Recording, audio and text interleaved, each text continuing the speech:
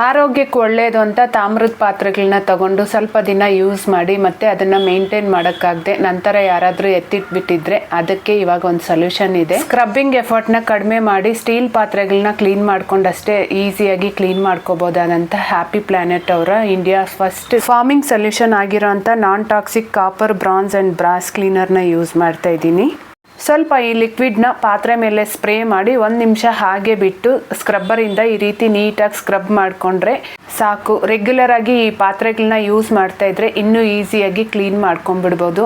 ಇದರಲ್ಲಿ ವಿಶೇಷ ಏನು ಗೊತ್ತಾ, ನಾರ್ಮಲ್ ಆಗಿ ತಾಮ್ರ, ಕಂಚು, ಹಿತ್ತಾಳೆ ಪಾತ್ರೆಗಳನ್ನೆಲ್ಲ ವಾಶ್ ಮಾಡಿದಾಗ ಕೈಯೆಲ್ಲ ಫುಲ್ ಹಾರ್ಡ್ ಆಗೋಗುತ್ತೆ, ಕೈಗಳು ಸಹ ಒಂಥರ ಕಪ್ಪಾಗೋಗುತ್ತಲ್ವಾ, ಆ ಟೆನ್ಷನ್ ಇದರಲ್ಲಿಲ್ಲ.